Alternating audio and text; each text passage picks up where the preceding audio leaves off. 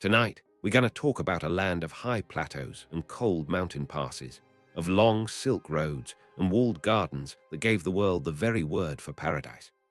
Picture a country lifted up between two great deserts and two ancient seas, with wind-carved cliffs, rivers that vanish into dry basins, and villages tucked into folds of stone where shepherds have led their flocks for thousands of years. Long before anyone called it Iran, before empires rose here, people were already moving across these highlands with their sheep and horses, learning to read the sky and the seasons, gathering around small fires at night while the wind moved across the plains. This is where the story of ancient Persia begins. So before you get comfortable, take a moment to like the video and subscribe, but only if you genuinely enjoy the quiet stories I share here. And if you're listening from somewhere special tonight, drop your location and the local time in the comments. It always makes these late hours feel a little more connected, as though we're all sitting around the same slow fire, listening together. Now let your shoulders drop, let your breath slow and settle in. Let us begin. The Iranian Plateau is one of the oldest lived-in landscapes on Earth. It stretches from the Zagros Mountains in the west to the deserts of the east, from the Caspian shore in the north down toward the warm waters of the Persian Gulf. In the highlands, snow lingers on the peaks late into spring, and the rivers that run down from those snows carve narrow valleys where wheat and barley have been grown since long before writing. Farther out, the land opens into vast salt flats and sand seas, quiet places where a caravan can travel for days without meeting another soul. Between the two extremes, the mountains and the deserts, lie the fertile pockets, the oasis towns, and the pastures where the earliest Iranian peoples raised their herds. Life there was shaped by wind, by scarcity of water, and by the long walking distances between one green place and the next. The first clear signs of settled life on this plateau reach back thousands of years, into the late Neolithic and early Bronze Age. Small mud brick villages like Teep Silk near modern Kashan and Teep Yahya in the south show how families gathered around reliable springs and streams. They shaped pottery with painted patterns of ibex and long-legged birds. They kept goats and sheep, ground grain with stone querns, and traded turquoise, copper, and lapis lazuli across long distances. Far to the southwest, in the plain of Susa, another culture called Elam grew rich from its position between the rivers of Mesopotamia and the mountains behind. Elamite kings built ziggurats, kept archives written in their own script, and traded with Sumerian and later Babylonian rulers. For many centuries, when the wider world thought of this region at all, it thought of Elam. Then, sometime in the second millennium BCE, a new wave of people began drifting into the plateau from the north. They spoke an early form of what scholars call Indo-Iranian, close cousins of the tongues that would become Sanskrit in India, and much later, Persian in Iran. They called themselves, in their own language, Arya, a word that meant something like noble or trusted. They moved in loose tribal groups with their horses, their cattle, and their wagons, following the grasses across the steppe until they entered the high pastures of the plateau. Some pushed south and east into what would become the northern parts of India. Others settled through the mountains and valleys of Iran, mingling gradually with the older peoples already living there. These early Iranian tribes worshipped the sky and the sun. They tended fires carefully, treating flame itself as a living, sacred thing, a witness that could not be corrupted. They sang hymns to bright figures called the Devas and the Ahuras, older cousins of gods whose names would echo through later scripture. Priests, whom they called magi, learned the hymns by heart and passed them down for generations before anyone thought to write them. At some point during these long centuries, a teacher arose among them named Zarathustra, whom the Greeks would later call Zoroaster. Where and when exactly he lived is still debated by scholars, but the tradition remembers him as a reformer who took the older worship and reshaped it around a single supreme god of light and wisdom, Ahura Mazda, and a great cosmic struggle between truth and the lie. His hymns, the Gathas, were preserved by the Magi in careful chant. His teachings would echo through Persian life for more than 1,000 years, and some scholars say quietly influenced Judaism, Christianity, and later Islam as well. Two tribes among these Iranian newcomers eventually rose to prominence. In the north and west, in the rolling country around modern Hamadan, the Medes settled. Their capital, Ecbatana, was said to be surrounded by 7 concentric walls, each painted a different color, the innermost sheathed in silver and gold.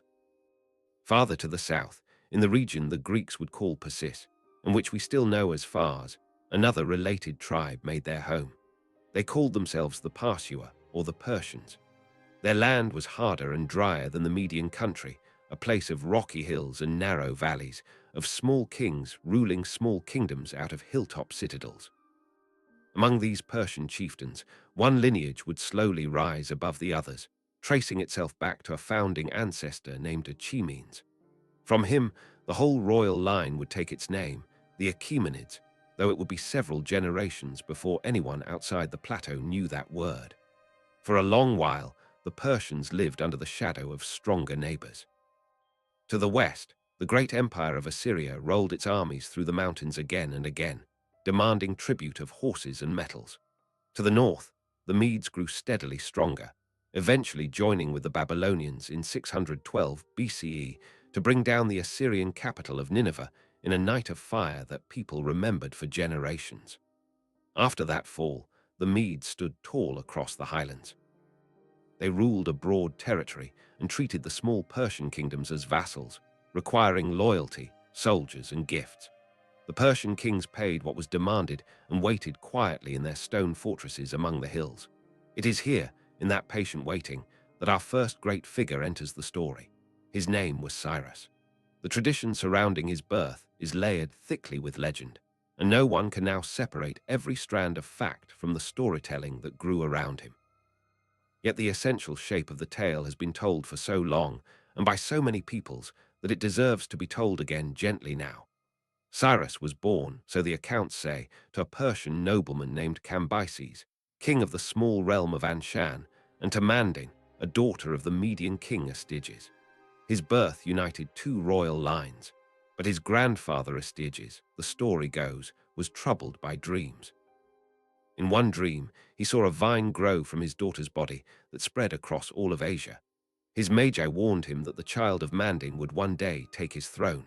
Frightened by the prophecy, Astyages ordered the newborn Cyrus to be taken out into the mountains and left to die. The task was given to one of his trusted men, Harpagus, who could not bring himself to kill the child. He passed the boy to a herdsman living in the high pastures, whose own newborn had just died. The herdsman and his wife raised Cyrus in secret as their own son, hiding him among their flocks. He grew up not in a palace, but in a shepherd's household, learning the songs of the highlands, the tracks of wolves in fresh snow, the way a lamb searches for its mother in the dusk. He drank water from cold springs, slept under skins in tents pitched among the rocks, and knew the smell of wood smoke and wet wool long before he ever smelled cedarwood or incense. The stories tell how the boy's true nature revealed itself in childhood games. Playing king among the other village children, he ruled with such natural authority and delivered such firm judgments that word of him spread beyond the pasture. Eventually, the resemblance to his true family and his bearing betrayed the secret to Astyages himself. The old king summoned the boy, questioned the herdsman, and pieced together the truth. According to Herodotus, who loved this kind of tale, Astyages then took a monstrous revenge on Harpagus for disobedience while sparing the boy, believing the prophecy had already failed. Cyrus was sent home to his true parents in Persia, where he grew into a young prince who never quite forgot the taste of coarse bread and mountain air, nor the faces of the shepherds who had raised him. Whatever the exact truth beneath these legends, one thing is certain. When Cyrus came into his inheritance and became king of Anshan around 559 BCE, he did not behave like most princes of his age. He carried something of the outsider in him, something patient and open, an ability to see the peoples around him as more than simply enemies or subjects. He listened before he ordered. He remembered names. He moved among his soldiers rather than above them. In the small courts of Fars, in the years before the world knew his name, this quiet quality was already at work, gathering to itself the loyalty that would one day topple empires. And out beyond the mountains, in the great cities of Media and Babylon and Lydia, older kings on older thrones went about their business. unaware that the shepherd-raised boy in the southern hills would soon change everything they thought they knew about the order of the world. The years that followed Cyrus's coming to the throne in Anshan were quiet ones on the surface. He was still, in the eyes of the wider world, only a small king in a small country, a vassal owing loyalty to his grandfather Astiges in Ecbatana. He paid the required tribute. He sent the required soldiers when called. He kept his court modest and his ambitions hidden. Yet beneath that steady loyalty, something was gathering. Cyrus was drawing the scattered Persian tribes together under his own name. The chieftains of the mountain valleys, the horse breeders of the plains, the old warrior families who traced their lines back to Achaemens, all of them began to look to this young king who spoke with them plainly, who shared their food, who remembered which father had lost which son in which season. By the time the storm broke, the Persian tribes were no longer a loose collection of clans. They were an army with one heart. The break with Media came around 553 BCE. The details, as always, are wrapped in later storytelling, but the outline is clear.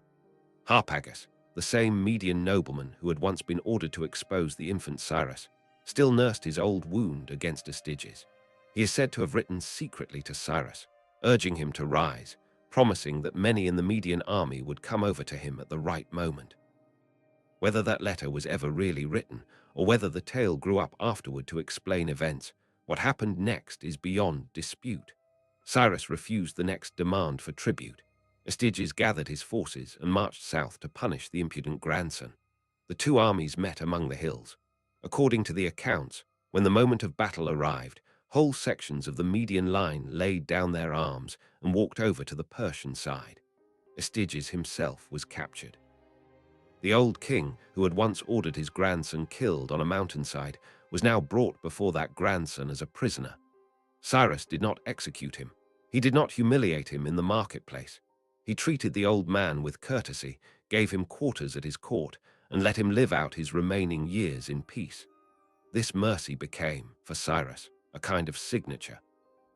Again and again, in the years to come, when he might have burned and butchered, he chose instead to keep alive, to keep useful, to keep watching. It disarmed his enemies more thoroughly than any cavalry charge. With Media absorbed, everything changed at once.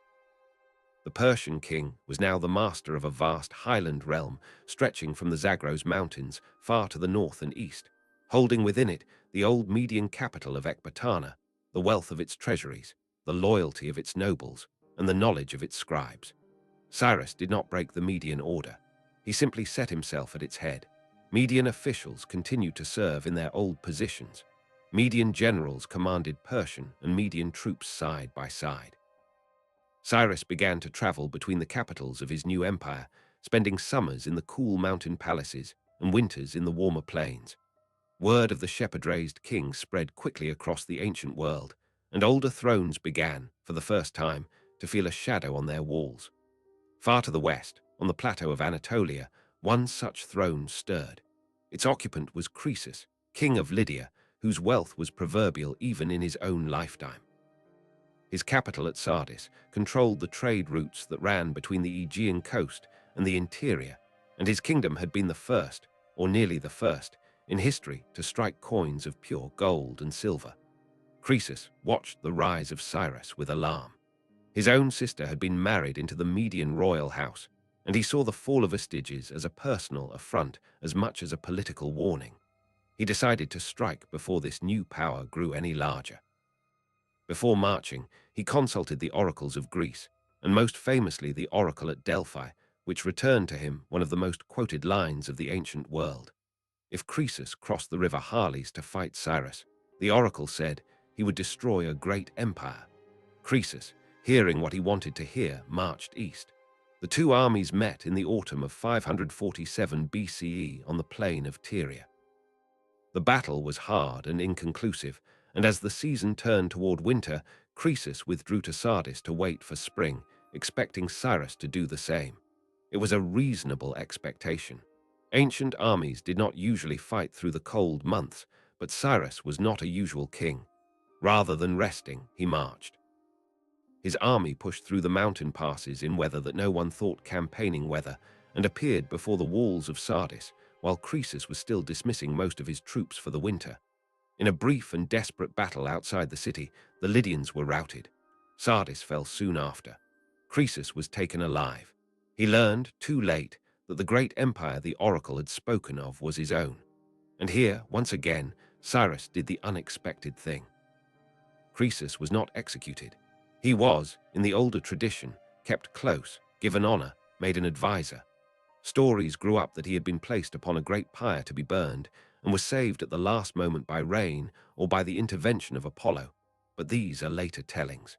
The steady record is that the Lydian king lived out his days at the Persian court, and that Cyrus asked his advice on many matters afterward. The wealth of Sardis flowed east into Persian treasuries. The Greek cities of the Ionian coast, which had lived under Lydian protection, now found themselves subjects of a king they had never heard of, ruling from a country most of them could not have located on any map they knew.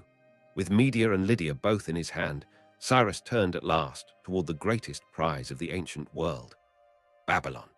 The city on the Euphrates had been the shining capital of Mesopotamia for more than 1,000 years. Its walls were legendary. Its ziggurats and processional ways drew visitors from every corner of the known world. Its libraries held records going back to the beginnings of writing itself. And within its palaces, King Nabonidus sat uneasily upon his throne. He was a strange man, more interested in ancient inscriptions and the worship of the moon god Sin than in the daily business of ruling. He had spent long years away from the capital, living in the desert oasis of Tamar, leaving his son Belshazzar to govern in his place. The priests of Marduk, the chief god of Babylon, were deeply offended by his neglect of their temple and their festivals. The merchants were unsettled. The old aristocracy whispered. Cyrus, patient as always, took his time. He gathered intelligence. He made quiet contact with disaffected priests and nobles inside the city. He listened. And in the autumn of 539 BCE, he moved. His army defeated a Babylonian force at Opis, on the Tigris, and marched down the great rivers toward the capital. The account preserved on a clay cylinder, later found in the ruins and now known as the Cyrus cylinder, tells the story from the Persian side. Marduk himself, the cylinder says, looked over all the lands, searched for a righteous king, and chose Cyrus of Anshan. The gates of Babylon opened to him without a battle. His soldiers entered the city carrying green branches as a sign of peace. No houses were burned. No temples were sacked. Nabonidus was taken alive, and in the pattern that Cyrus had made his own, treated with courtesy rather than cruelty. What followed inside Babylon in the weeks after the takeover would echo through history in ways Cyrus himself could not have foreseen. He walked into the great temple of Marduk and took the hand of the god in the ritual gesture that made him, by ancient custom, the legitimate king of the land. He restored the neglected festivals. He returned to their proper shrines the statues of gods that Nabonidus had gathered into the capital from other cities. And then he did something more. He issued a proclamation, preserved on that same clay cylinder, that allowed the many peoples whom the Babylonians had deported over the years to return to their homes if they wished, and to rebuild the temples of their own gods with support from the royal treasury. Among those who heard this proclamation, in one quarter of the city, were the exiles of Judah. They had been carried away from Jerusalem more than 50 years earlier, when Nebuchadnezzar had broken the walls of their city and burned their temple. They had wept, as one of their psalms remembered, by the rivers of Babylon. Now, in a way none of their prophets could have quite predicted, deliverance came not from within their own people, but from a stranger. A Persian king from a mountain country they had barely heard of, riding into their captor's city on a wave of mercy rather than blood. Their scribes struggled for the right words. One of them, the prophet whose writings are gathered into the later chapters of the book of Isaiah, went so far as to call Cyrus by an astonishing name, a name that in his tradition was reserved almost only for kings of his own royal line. He called him the Anointed. He said that the God of Israel had taken this foreign king by the hand and had gone before him to level mountains and open bronze gates. It is one of the strangest and most generous passages in ancient literature. A conquered people gave their highest honor to a foreign conqueror because he had chosen, contrary to the whole custom of his age, to let them go home. Not everyone did go home. Many of the exiles had built lives in Babylon over 2 generations. Their houses stood in familiar streets. Their businesses had roots. Their children had grown up along the canals and did not remember the hills of Judah. But some, guided by leaders like Sheshbazzar and later Zerubbabel, gathered their families, packed what they could carry, and turned their faces toward the long road west. The sacred vessels of the temple, taken by Nebuchadnezzar decades before, were brought out from the Babylonian treasuries and loaded into wagons for the journey. It was the first return in what would be a very long story of returns for that people. And it happened because a Persian king who had once been raised as a shepherd, high on a mountain far from any city, believed that a ruler was stronger, not weaker, when the peoples under him were allowed to keep the shapes of their own hearts. The years after the fall of Babylon were the fullest of Cyrus's reign. He was now the master of the largest empire the world had yet seen, a realm that stretched from the Aegean coast of Asia Minor in the west to the edges of India in the east, from the Caucasus Mountains in the north down to the Persian Gulf. No single ruler before him had held so many peoples, so many languages, so many gods within the shape of one authority. And what made his rule remarkable was not that he had gathered these lands, for others had gathered great territories before, but the way he chose to hold them. Where the Assyrians had ruled by terror, deporting populations, flaying rebels, burning cities as warnings, Cyrus ruled by a lighter hand. He left local customs standing. He kept local officials in office. He let temples remain open, gods remain honored, tongues remain spoken. Under his authority, a Babylonian could still be a Babylonian, a Jew could still be a Jew, a Lydian could still be a Lydian. All he required was loyalty, tribute, and peace. This lightness of touch was, in its own quiet way, a new idea in the world. It rested on a wager that people would serve more faithfully under a king who let them keep themselves than under a king who tried to strip them down. For many years, in many places, that wager held. Cities that had trembled at the approach of earlier conquerors welcomed Persian governors as protectors of an older order. Merchants moved more safely along the roads. Farmers returned to fields that had been fought over for generations. Cyrus divided the empire into large provinces, each under governor called a satrap, and set up a system in which the satraps reported back to the king through inspectors, sometimes called the eyes and ears of the king. The system was still rough in his day and would be refined further by his successors, but the framework was already there. Cyrus also began to build a new capital for himself in the heart of his ancestral lands, in the plain of Pasargadae in Fars, not far from the pastures where the older Persian traditions had been shaped. It was a strange capital by the standards of Babylon or Sardis. It did not rise around a single dense mound of palaces and temples. Instead, it spread out across the plain in a series of low, elegant stone buildings, set among wide-walled gardens where fruit trees grew alongside cypresses and pines, where water was led through carefully cut channels to keep the soil cool even in the dry summers. These enclosed royal gardens the Persians called paradisa, a word made from the roots peri, meaning around, and disa, meaning wall. It meant simply an enclosed park, a walled paradise of trees and streams. The Greeks who visited later heard this word and adopted it as paradisos. Through Greek it passed into Latin, and through Latin into every language of Europe.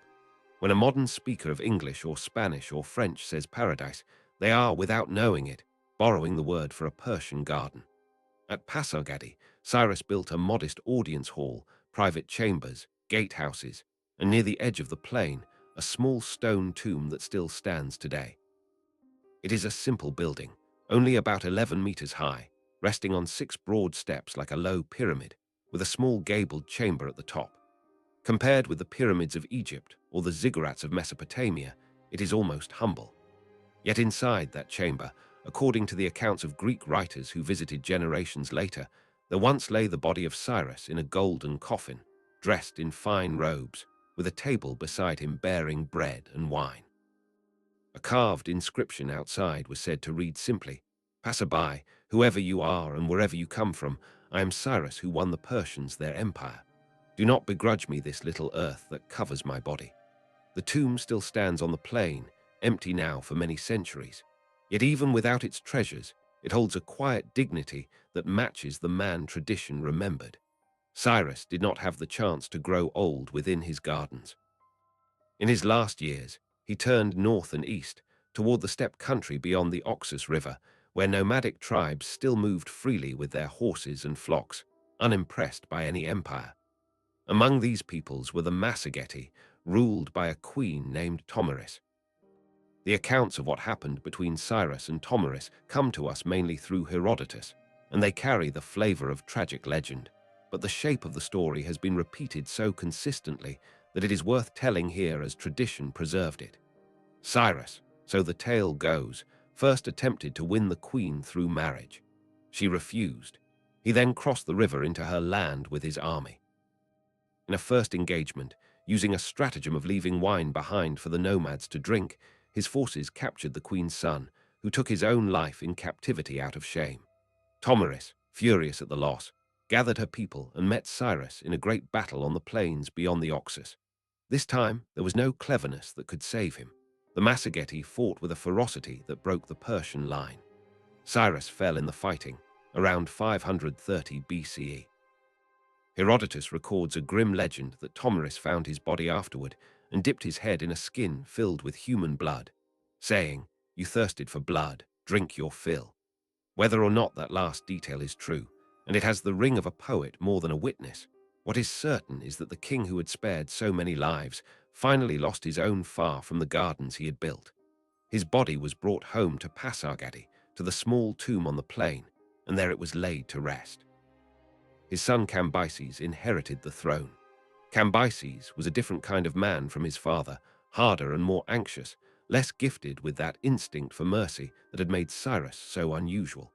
Yet he was also a capable king, and he set himself at once to the task his father had left unfinished. Egypt still stood outside the empire.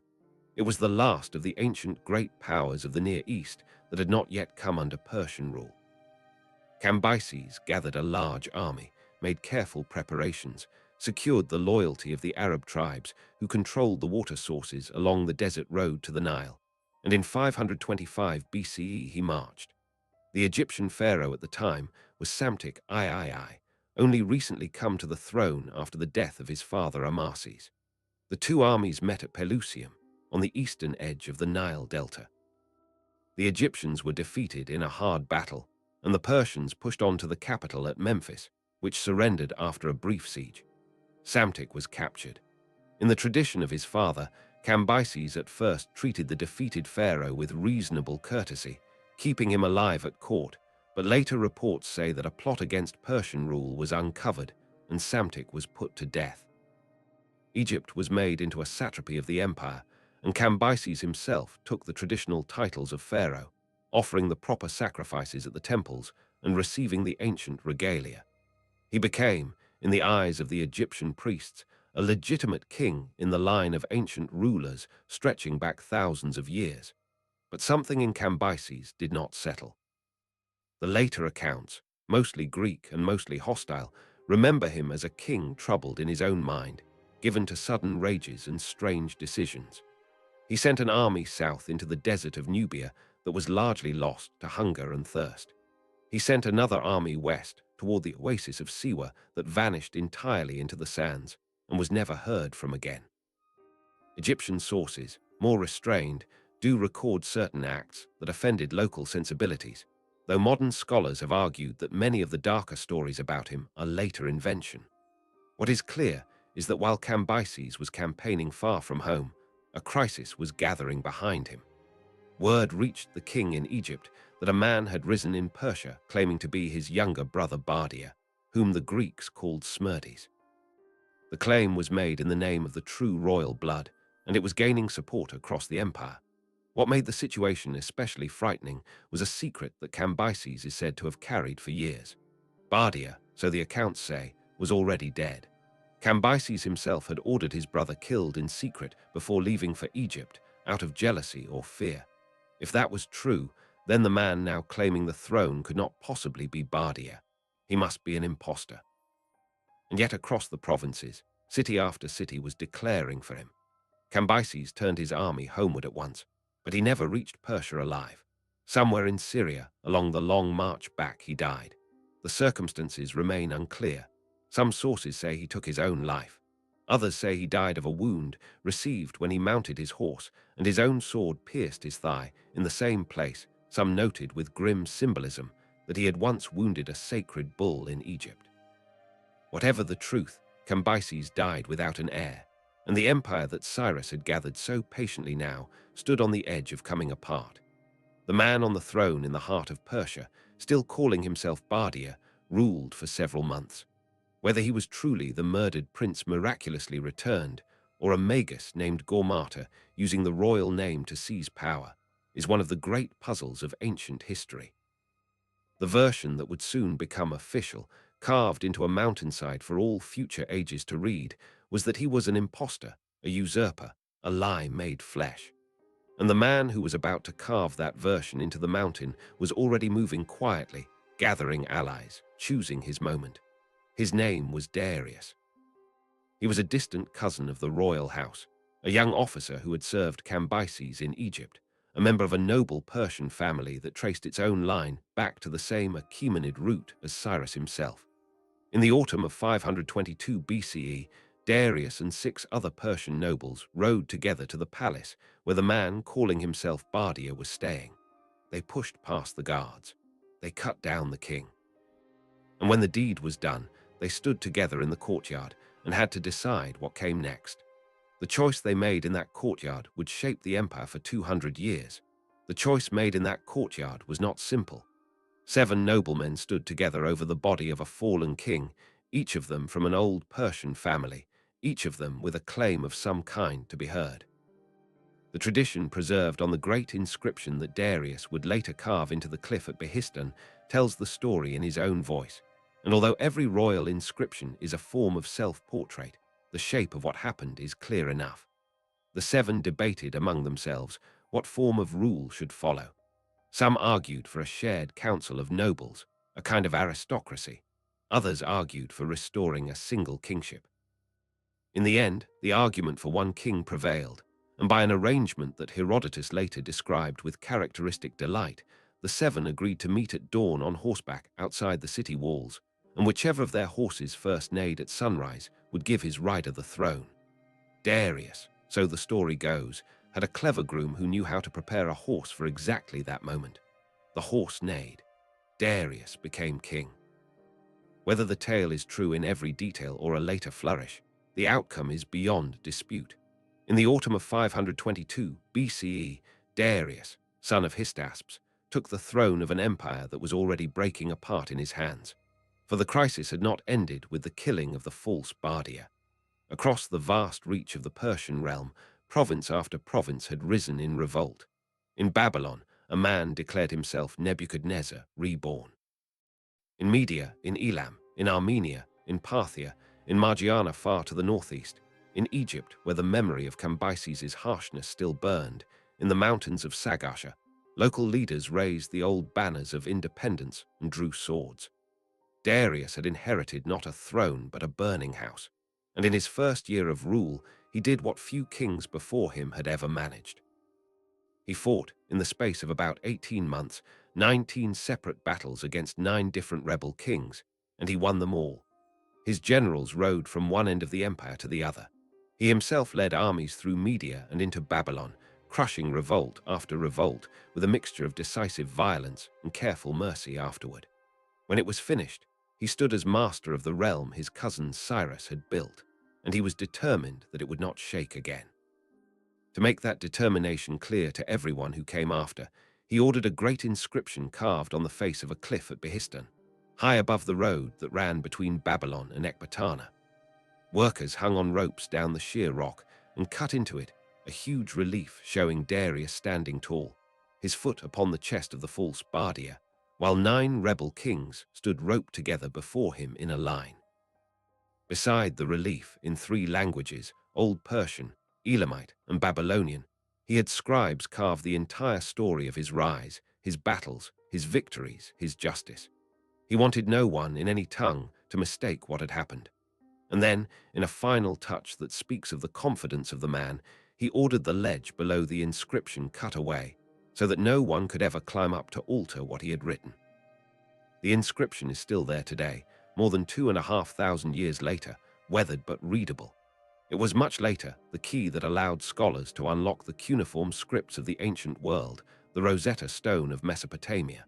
But in its own day, it was Darius speaking to the future in his own steady voice, saying, "This is what happened, and this is who I am."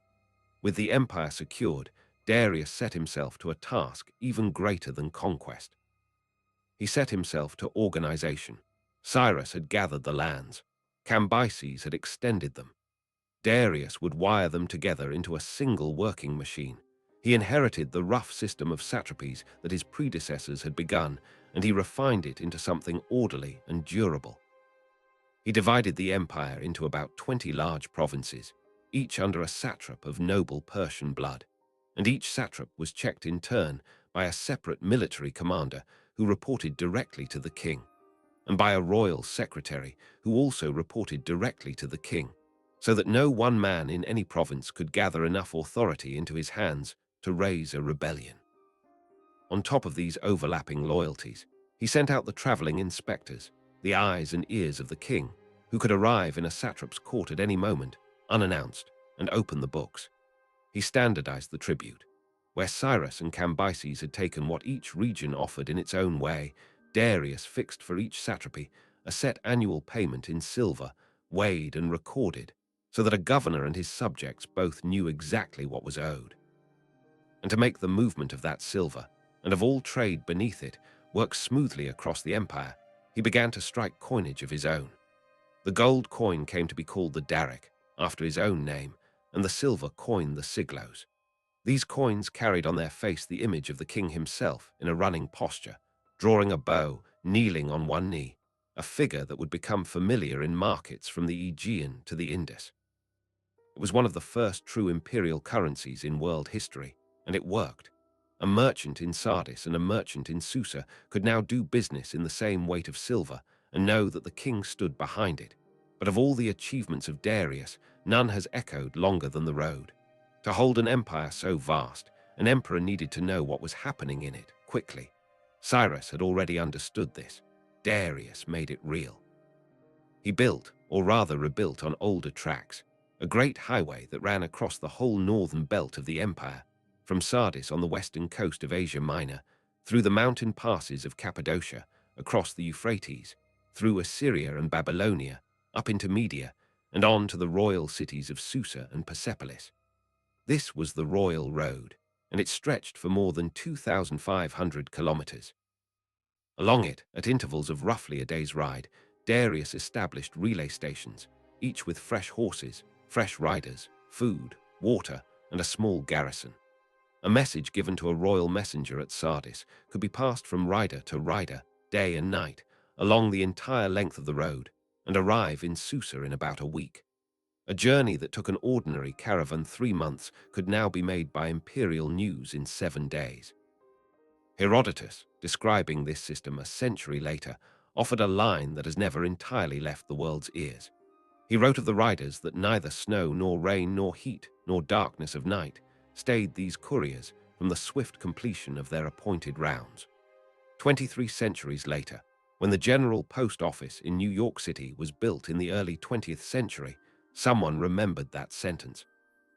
It was carved, slightly altered, above the entrance of the building on 8th Avenue, where it can still be read today. It became, without ever being officially adopted, the unofficial motto of the American Postal Service.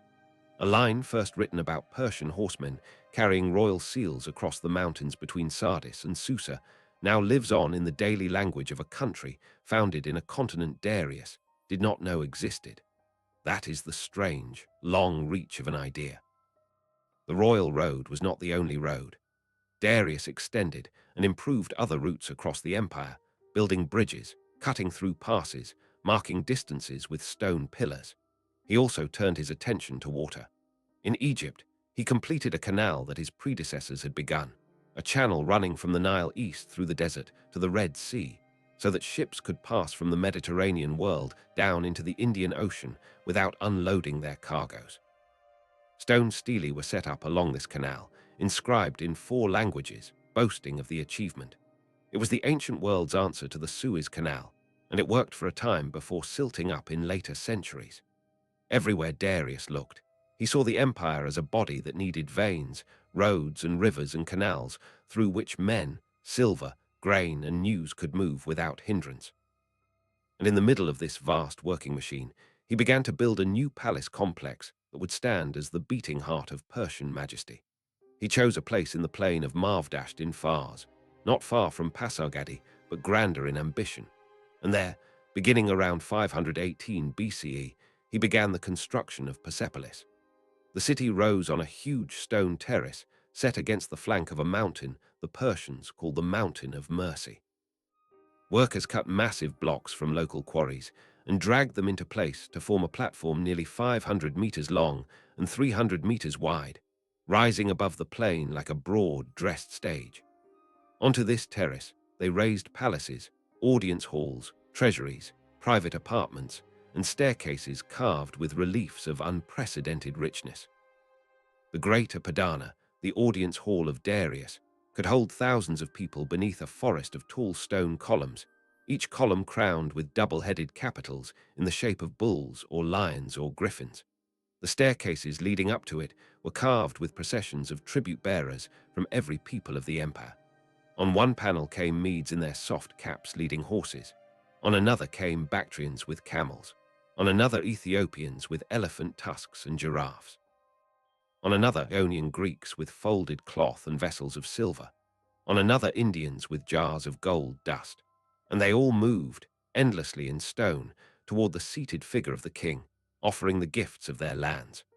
Persepolis was designed to be the ceremonial center of the empire, the place where at the great festival of the new year, at the spring equinox, delegations from every satrapy would arrive to renew their loyalty and to be received in the hall of the king. It was less a city where people lived their daily lives than a stone declaration of what the empire believed itself to be. A gathering of many peoples, each keeping their own dress, their own gifts, their own faces, arranged in careful order around one seated king. Darius did not live to see Persepolis finished. His son Xerxes would continue the work, and his grandson Artaxerxes after that. The complex would go on rising for generations. But the shape of it, the pattern of it, the whole quiet ambition of it, was Darius's. It was the last great gift of the organizer king, the man who had taken the fire that Cyrus had lit and built a hearth around it strong enough to hold that fire for 200 years. And when he died in 486 BCE, after 36 years on the throne, the empire he passed on to his son was, by almost every measure, the most efficient and the most humane large state that had yet existed anywhere on earth. Yet already, on the far western edge of that empire, across a narrow sea, something small and stubborn was gathering that would test his son past the breaking point. Beyond the Aegean, in the small stone cities of the Greek mainland, the story of Persia was about to meet the story that would define how the West remembered it forever. The trouble on the western edge of the empire had begun in the last years of Darius, and to understand what happened next, it helps to look for a moment at how small the seed of it was.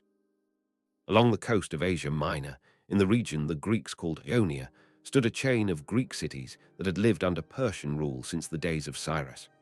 Miletus, Ephesus, Halicarnassus, Samos, and their sister towns paid their tribute, kept their own languages, sent their own delegates to the great gatherings at Persepolis. For most of their people, life under the empire was not harder than life had been under Lydia before. Local tyrants backed by Persian authority ran the cities, trade flowed, ships came and went along the coast, but somewhere around 499 BCE, a restless tyrant of Miletus named Aristagoras, caught in political troubles of his own, chose to raise a revolt. He appealed for help across the Aegean to the Greek city-states of the mainland. Sparta refused him. Athens, a young democracy still finding its own shape, agreed to send 20 ships. The little Eretria on the island of Euboea sent 5 more, 25 ships. It was almost nothing, a gesture more than an army. Yet those ships crossed the sea, joined the Ionian rebels, marched inland to the old Lydian capital of Sardis, and set fire to the lower city, including a temple of the local goddess Cybele. The Persian garrison held the citadel, and the raiders soon retreated to their ships. In the wider accounting of the empire, it should have been a minor incident, a distant fire, a provincial disturbance. But the news reached Darius in Susa, and the tradition preserved a small scene that catches the moment. When the king was told what had happened, he asked who these Athenians were. He was told they were a people across the sea, on the mainland of Greece. Darius, so the story goes, took his bow, shot an arrow high into the air, and prayed to Ahura Mazda that he might be granted vengeance upon them. And he ordered a servant to stand behind him at every meal and repeat 3 times, "Master, remember the Athenians." Whether or not the tale is literally true, it captures a real change. From that moment, the Greek mainland, which had been beneath Persian notice, entered the mind of the empire as unfinished business. The Ionian revolt itself was crushed within a few years. Miletus was taken and burned. The rebel fleet was defeated at the Battle of Lade in 494 BCE. Order was restored along the coast, but Darius did not forget the Athenians. In 490 BCE, he sent a fleet across the Aegean under his generals Datis and Artaphons. Its purpose was limited but firm. It would punish Eretria and Athens for their part in the burning of Sardis, and would place friendly rulers back in charge of both cities. The expedition took Eretria after a short siege, deported its population, and then sailed on to a wide bay on the eastern coast of Attica, near a small plain called Marathon. There, a Persian force of perhaps 25,000 men landed on the sand and prepared to march inland toward Athens, 26 miles away. The Athenians, warned in time, marched out to meet them with a force of about 10,000 hoplites, joined by a small contingent from the little city of Plataea. They took up a position blocking the road to Athens and waited. For several days the two armies faced each other across the plain, neither eager to attack. Then, for reasons that ancient sources debate, at a moment when part of the Persian cavalry seems to have been away, the Athenian commander Miltiades ordered the charge. The Greek line ran across the plain in full armor, closed with the Persian center, and after hard fighting broke it. The Persian wings were still winning their own fights when they turned and saw the center collapse. The battle ended with the Persians retreating to their ships under heavy pressure. Herodotus gives the losses as 6,400 Persians and 192 Athenians. Even allowing for exaggeration on both sides, it was a startling defeat. For the Greeks, and above all for the Athenians, Marathon became something more than a battle. It became a story about themselves. A small free city had defeated the servants of the great king on its own soil. The men who fell that day were buried in a great mound that still rises above the plain today, and their names were spoken in ceremonies for generations. The legend grew that a runner named Phidippides ran from the battlefield back to Athens with the news, gasped out one word of victory, and dropped dead on the spot. From that legend, more than 2,000 years later, would come the modern marathon race. For the Persians, it was a defeat, but not a catastrophe. It was, in the eyes of the imperial court, an incomplete campaign that would need to be finished. Darius began preparations at once for a larger expedition. But he was an old man now, in his 60s, and the work was slowed by a fresh revolt in Egypt in 486 BCE. Before he could deal with either matter, he died. The throne passed to his son by his wife Atossa, herself a daughter of Cyrus the Great. His name was Xerxes. Xerxes was in his mid-30s when he came to power, tall and handsome by every account, brought up entirely within the world of empire. He had never known the mountain hardness of his grandfather's early years or the fighting years of his father. He had been raised in the palaces of Susa and Persepolis, at the summit of the greatest state on earth, surrounded by servants and tutors, and the assumption that all the peoples of the world already looked toward him. He was intelligent, cultured, capable of both courtesy and cruelty. He was also, in a way that mattered, a man who had been told all his life that he was destined for greatness, and who now had to prove it. He began his reign by crushing the Egyptian revolt with severity. He put down a further revolt in Babylon, and unlike his forefathers, he did not treat the ancient city with reverence afterward. Some accounts say he removed the great gold statue of Marduk from its temple, an act that broke a thread of ceremonial legitimacy his predecessors had been careful to preserve. Whether or not that particular story is entirely accurate, The older, gentler policies of Cyrus were beginning, in these decades, to be worn thin. And then he turned his eyes west. The unfinished business of Athens. The preparations Xerxes made for the invasion of Greece were on a scale that the ancient world had never seen. For 4 years, from about 484 to 481 BCE, the empire was mobilized. Grain depots were built along the roads of Thrace and Macedonia so that a marching army would find food waiting.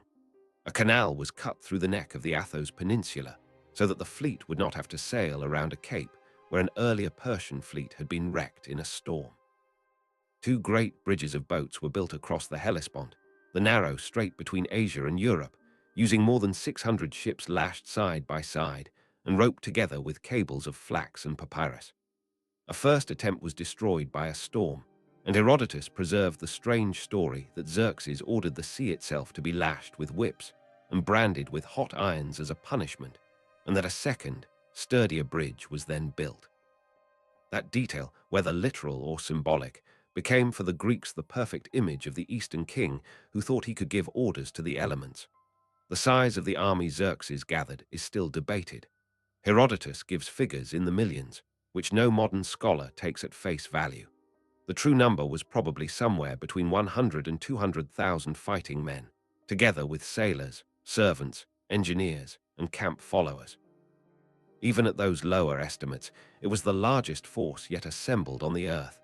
Contingents came from every corner of the empire, Persians and Medes in their scale armor and long spears, Bactrians and Sogdians with bows, Indians in cotton robes, Ethiopians with painted bodies, Arabs with camels, Ionian Greeks and Phoenicians and Egyptians in the ships of the fleet.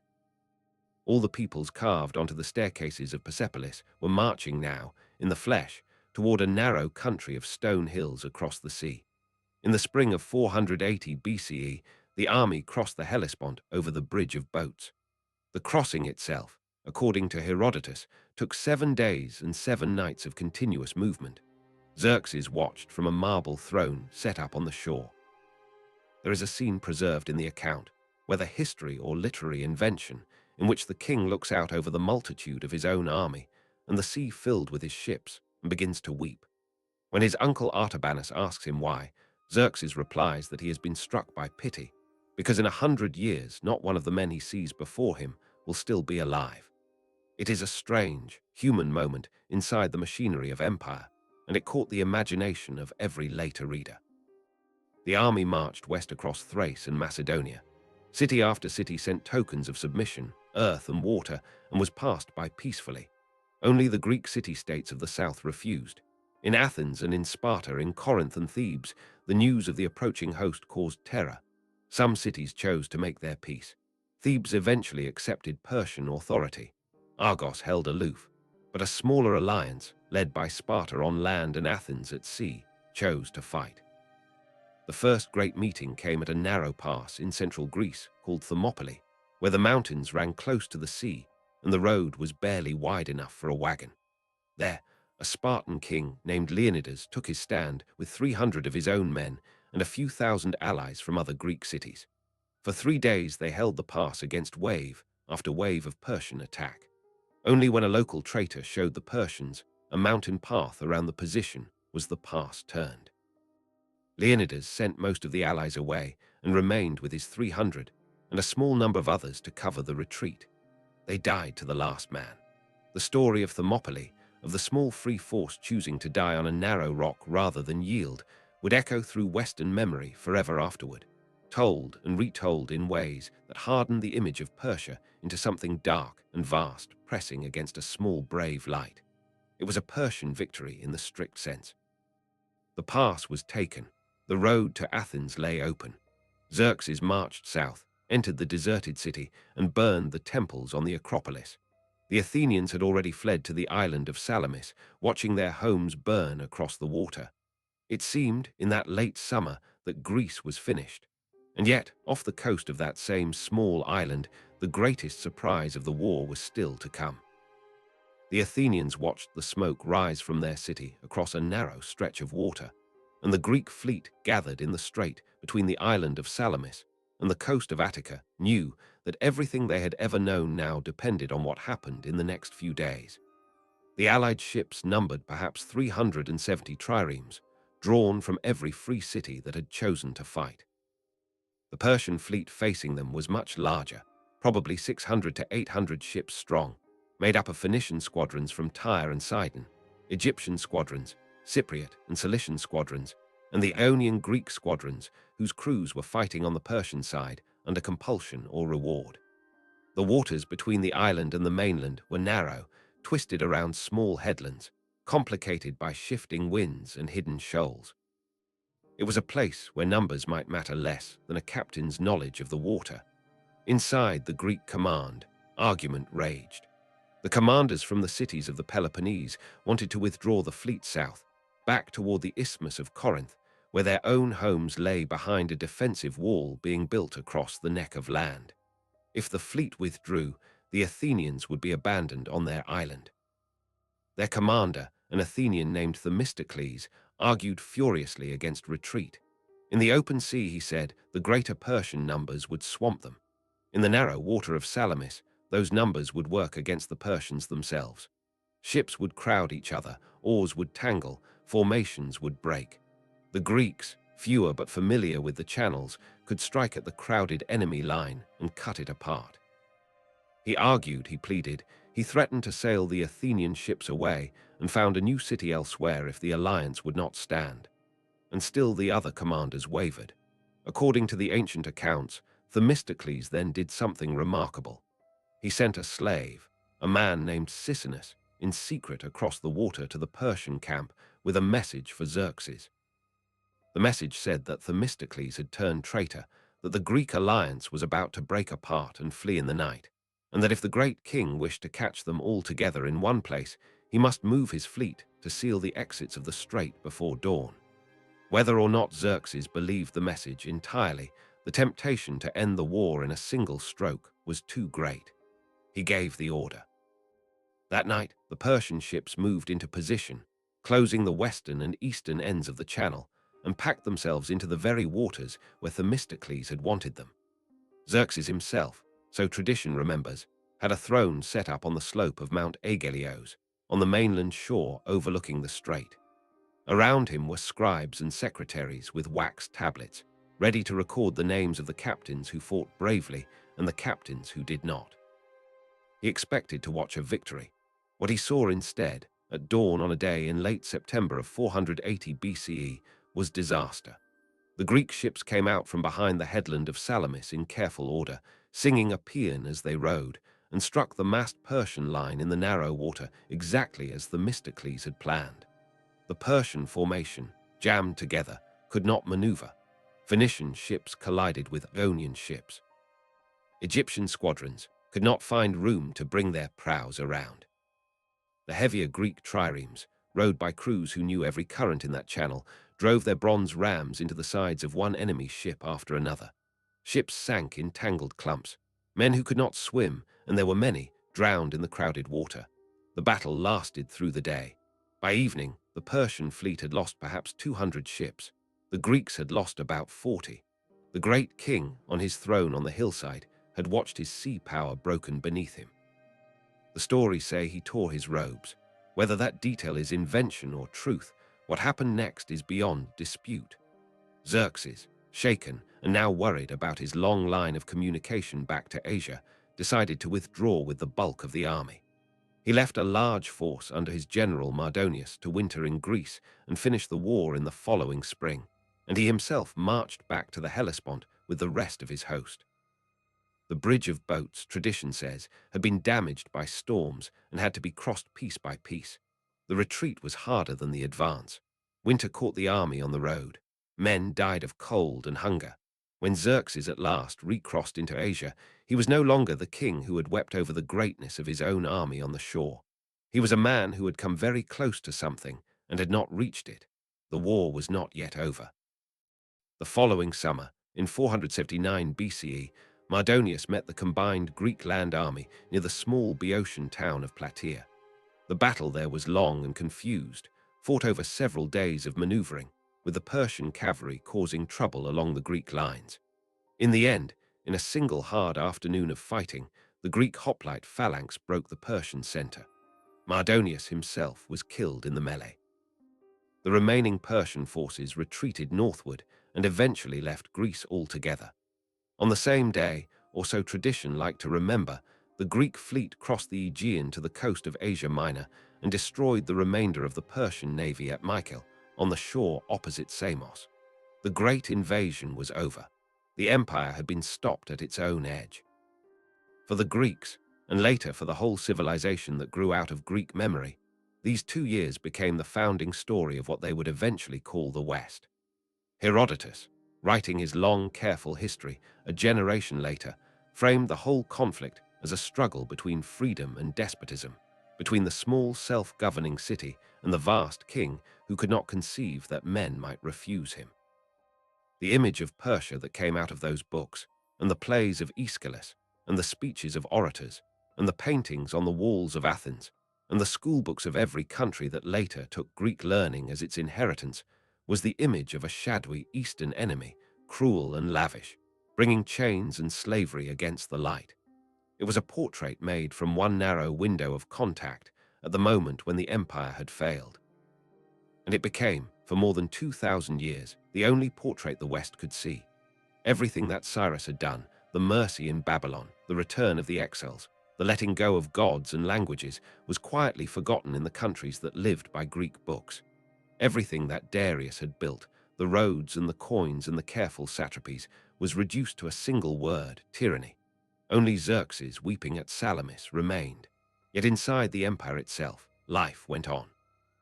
The defeat in Greece, though enormous in Greek memory, was only a border war on one small edge of a state that stretched from Egypt to the Indus Valley. Persepolis kept rising, the tribute kept coming, the royal road kept its riders, the gardens kept their trees. Xerxes returned home and threw himself into finishing the great building projects his father had begun. He completed the huge hall of 100 columns at Persepolis. He continued the palace terraces. He commissioned a gate that visitors approached through great winged bulls carved in stone, and he had his own inscription cut into the walls. I am Xerxes, the great king, king of kings, king of countries containing many peoples, king in this great earth far and wide, son of Darius the king, an Achaemenid, a Persian, son of a Persian, an Aryan of Aryan descent. It was a proud text. It stood beside his father's texts on the same walls. And nowhere in any of it was there a word about Salamis.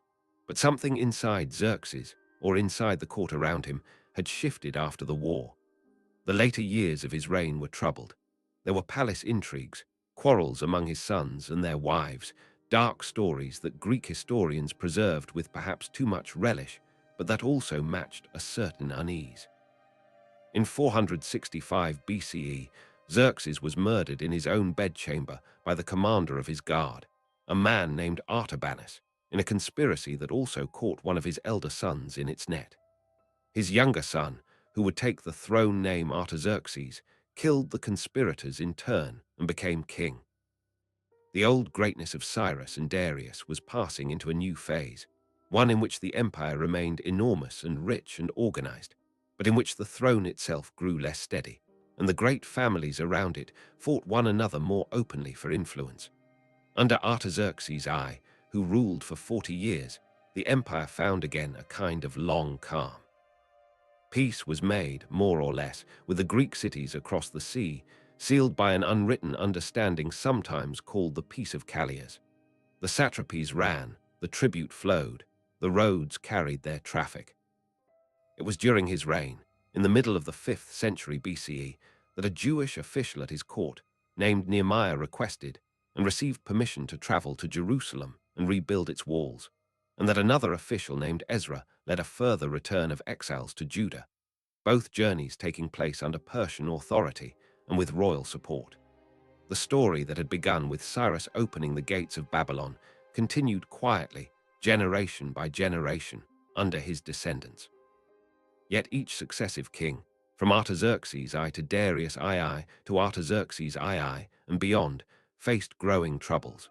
Ambitious brothers and cousins raised revolts. Satraps in distant provinces began to behave more like independent princes. Egypt broke away for most of a century, and had to be reconquered.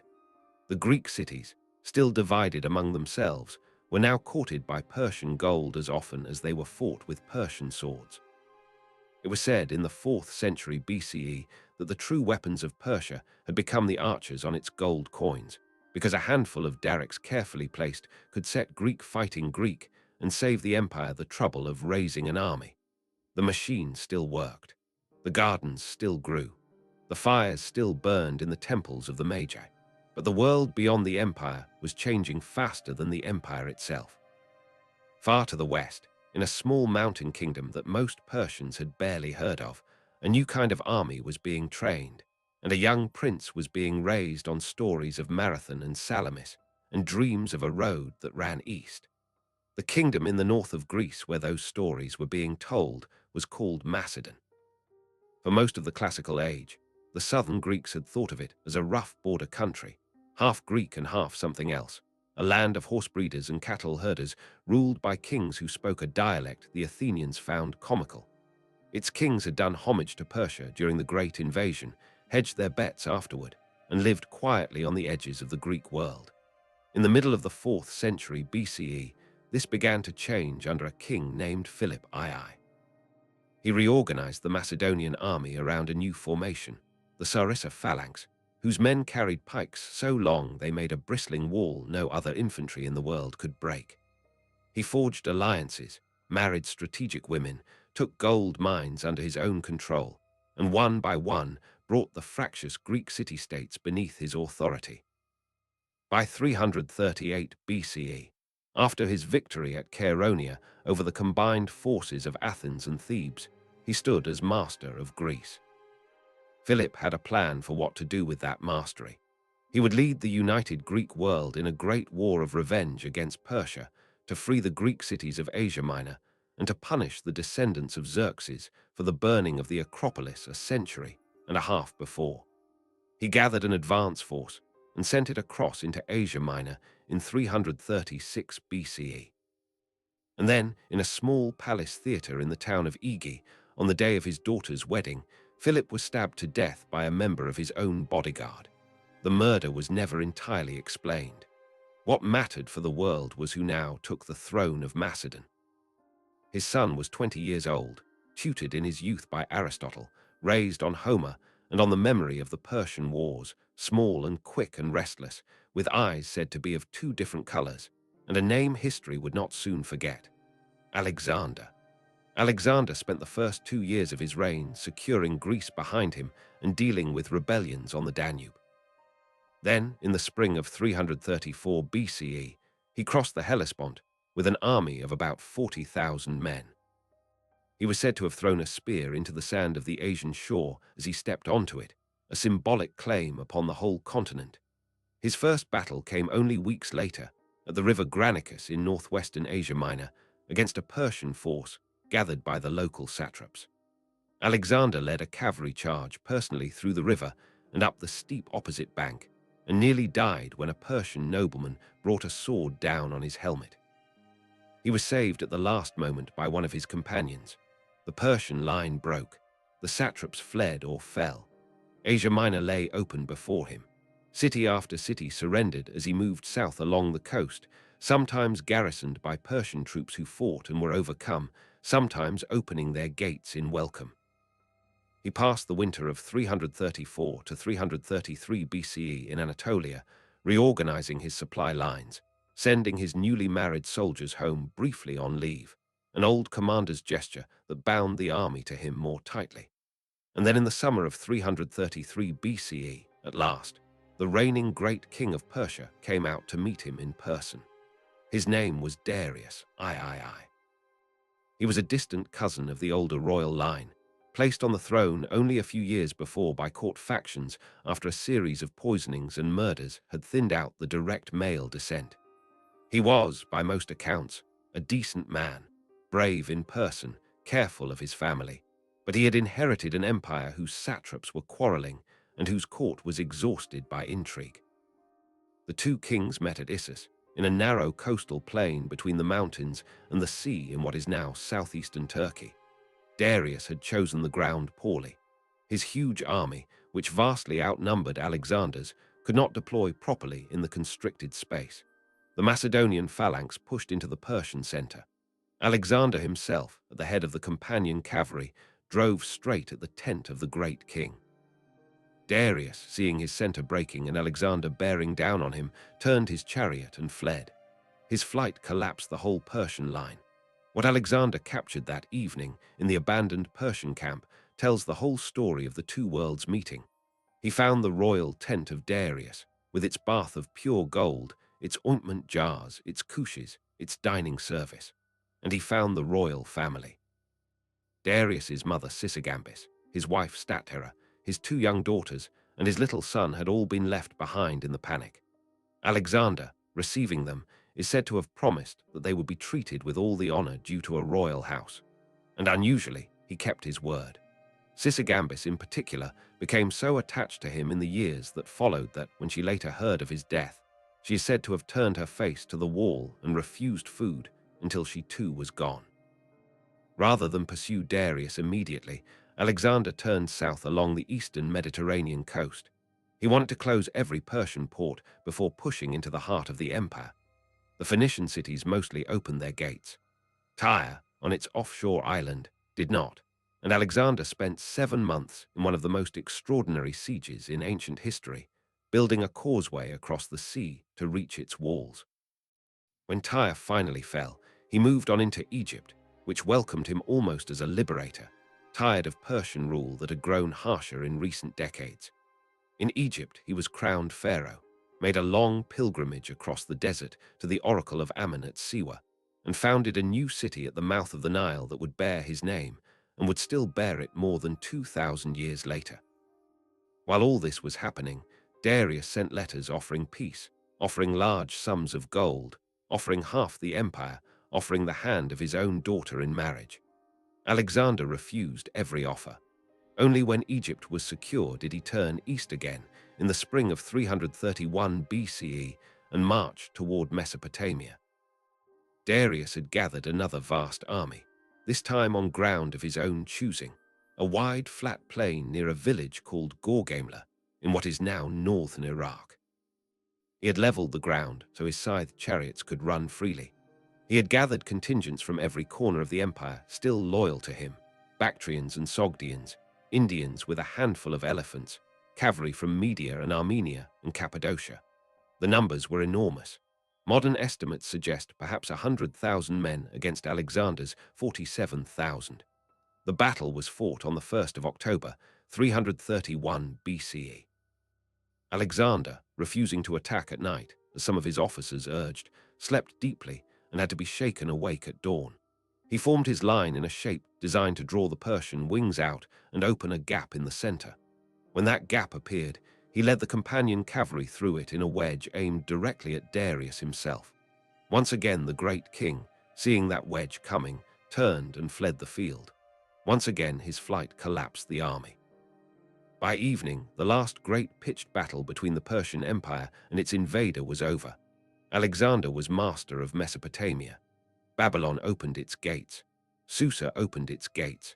And then, in the winter of 331 to 330 BCE, he marched into the mountains of Fars, into the heart of Persia itself, and came at last to Persepolis. What happened at Persepolis has been argued over ever since, because it does not fit easily with the rest of what Alexander did. Everywhere else in the empire, he had entered cities as a legitimate king, sacrificing to local gods, confirming officials in their offices, treating the fallen royal family with respect. Persepolis he treated differently. He allowed his soldiers to plunder the treasuries, which held silver and gold accumulated over 2 centuries. The wealth was so vast that it took thousands of pack animals and camels to carry it away. He stayed in the palace complex for several months. And then, in the spring of 330 BCE, on a night whose details the ancient sources describe with more heat than clarity, the great terraced complex was set on fire. The audience halls of Darius and Xerxes, the wooden roofs and cedar beams, the treasury chambers, the storerooms, all of it burned. The stone columns cracked and toppled. When morning came, Persepolis was a ruin. The most famous account of that night comes from later writers. especially Diodorus and Curtius Rufus and Plutarch. They tell of a great banquet, of a courtesan named Thais from Athens, who stood up during the drinking and cried out that the greatest revenge for the burning of the Acropolis a century and a half before would be to burn the palace of Xerxes with their own hands, right now, tonight. She led a torchlit procession, so the story goes, through the halls, and Alexander, drunk and cheered on, threw the first torch himself. Whether it happened in exactly that way, or whether the burning was a colder policy decision made in advance and dressed up afterward as a drunken accident, remains debated. Modern excavations at Persepolis have found the layers of ash and the burned beams. The fire was real. And the ancient accounts also say, with striking unanimity, that when Alexander sobered in the morning and saw what he had done, he regretted it. The lesson, some of them add, was that even the greatest of conquests could carry a wound the conqueror gave himself. Darius III, meanwhile, had fled east into the mountains with a shrinking band of followers, hoping to raise a new army in the eastern satrapies. He never got the chance. In the summer of 330 BCE, one of his own governors, Bessus of Bactria, arrested him, bound him in chains of gold, and dragged him along in a covered wagon. When Alexander's advance riders finally caught up with the wagon in a dusty place among the hills, they found Darius alone inside, stabbed by his own men and left to die. Tradition preserved a small scene, perhaps invented, in which a Macedonian soldier gave the dying king a drink of water from a helmet, and Darius, using his last breath, sent through him a message of thanks to Alexander for the kindness shown to his mother and wife and children. Alexander, when he came upon the body, is said to have covered it with his own cloak and ordered a royal funeral. Whatever the truth of the moment, an era ended in that wagon. The Achaemenid line that had begun with the shepherd-raised boy in the mountains of Fars, that had freed the exiles of Judah and paved the royal road and given the world the word for paradise, ended with a king murdered by his own guards on a road in the eastern desert. And with that ending, a strange second story of Persia was quietly about to begin. The strange second story began almost at once, though few of the men in Alexander's own army noticed it at first. Officially, the empire of the Achaemenids had ended in a wagon on the Bactrian road. The last great king lay dead. His killers were pursued into the mountains, and Bessus, who had turned on Darius, was eventually captured, mutilated, and executed in the old Persian manner. Alexander was now master of everything from the Ionian coast to the edges of Central Asia, and his soldiers assumed he would soon lead them home, back to Macedon and Greece, to enjoy the wealth they had gathered and to be greeted as heroes of the greatest campaign in memory. Instead, something unexpected began to happen to their king. Alexander, who had come as an avenger of Greek honor, began to dress like the very kings he had defeated. He put on the long Persian robe, the diadem, the striped headband.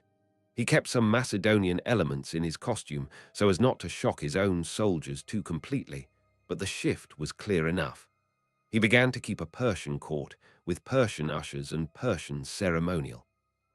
He accepted proskenses, the Persian gesture of respect, from those who came into his presence, a gesture that Greeks and Macedonians considered fit only for gods and found deeply uncomfortable when performed before a mortal king. He confirmed Persian satraps in their old offices. He took thousands of Persian and Bactrian and Sogdian youths and had them trained in the Macedonian style of fighting and enrolled them in his army alongside his veterans. He himself married a Bactrian noblewoman named Roxana, daughter of a chieftain in the eastern mountains, and later, in a single great ceremony at Susa, he married a daughter of Darius III and encouraged, or ordered, some 90 of his officers to take Persian wives at the same time. His companions grumbled. Some of them raged openly. Old veterans wept, saying they had followed him across the world only to see him become the very thing they had fought. Yet in doing all of this, Alexander was seeing something his soldiers could not yet see. He had ridden the length and breadth of the empire. He had walked through the audience halls at Persepolis before they burned. He had ridden the royal road and seen how the relay stations kept a message moving across 3,000 kilometers of mountain and desert. He had watched satraps administer provinces the size of whole Greek countries with a handful of clerks. and a well-kept register.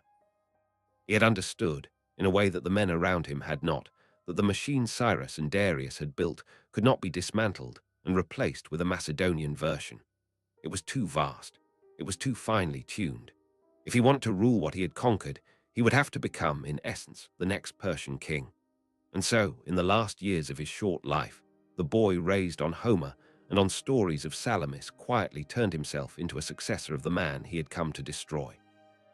He pushed his army onward, eastward, past the mountains, into the country the Persians had called Sogdiana and Bactria, and then across the Hindu Kush into what is now Afghanistan and northern Pakistan, and beyond into the Punjab. His men followed him, though with growing weariness. On the banks of a river called the Hyphasis, in India, they finally refused to go any further. Alexander sulked in his tent for days. When he emerged, he agreed to turn back. It was the only time in his life that he lost an argument with his own soldiers. The journey home was long and terrible. Part of the army marched back through the burning desert of Gedrosia in southern Iran, where thousands died of thirst. Alexander himself, back in Babylon in the spring of 323 BCE, fell ill after a banquet. Within days, at only 32 years old, he was dead. He left no clear heir. Roxana was pregnant. His generals, gathered around his deathbed, asked him to whom he left his kingdom. Tradition preserved his answer as a single word, to the strongest. Whether he really said it or not, the answer was self-fulfilling. In the years that followed, his companions, men like Ptolemy, Seleucus, Antigonus, Lysimachus, tore his empire apart in a series of wars. Roxana's child, a son also named Alexander, was murdered in adolescence. The old royal blood of the Achaemenids was extinguished forever. The dream of a single ruler over all the world Alexander had walked was gone. But the machinery survived. And this is where the strange second story becomes clearest. Ptolemy took Egypt and founded a dynasty that would last until Cleopatra 3 centuries later. But he ruled Egypt from Alexandria using the same administrative shape the Persians had used before him: satraps in the countryside, tribute in silver, a royal road system connecting the regions. Seleucus took the largest share, the whole vast center of the old empire from Syria across Mesopotamia into Iran and out to the edges of India. He founded a new capital at Antioch on the Mediterranean and another at Seleucia on the Tigris. But the empire he ran was, in almost every practical sense, the Persian Empire under new management. His satraps had Greek names now, or often Greek names paired with local names. His coins were struck in the Greek style, with his own portrait rather than a running archer. Greek became the language of his court and of his army. Yet the taxes were collected by the same clerks in the same offices as before. The relay stations still stood along the same roads. The land registers were the same registers. The irrigation ditches were maintained by the same village councils. When Seleucus wanted to move a message from Susa to Sardis, it went along the road Darius had built, and Persian ideas kept traveling. The walled royal gardens, the paradisa, spread. Every successor king built himself gardens on the Persian pattern. Ptolemy's Alexandria had a great royal garden. Seleucus's Antioch had gardens along the Orontes. The Greek word paradeisos entered common use across the Hellenistic world for any enclosed park with trees and water. When the Hebrew scriptures were translated into Greek in Alexandria in the 3rd and 2nd centuries BCE, in the great work called the Septuagint, the translators reached for a word to render the garden in which the first humans had walked with God in the book of Genesis. They chose paradeisos. From there, the word entered Latin as paradisus, and from Latin, it entered every European language. When a Christian in medieval France spoke of paradise, when a Muslim in Cairo spoke of Firdaus, when an English poet in the 17th century wrote of Paradise Lost, they were all, without knowing it, still speaking the language of a Persian king who wanted a walled garden of trees and water around his palace in Pasargadae. That word alone is a small monument to the way the empire kept living inside the language of its supposed conquerors. Other elements of Persian life traveled with equal quietness. The satrapal structure kept running under the Seleucids. The idea of standardized coinage, though the images changed, kept its grip on trade. Persian words entered Greek and Aramaic and Latin. Persian court dress, particularly certain robes and trousers, spread west.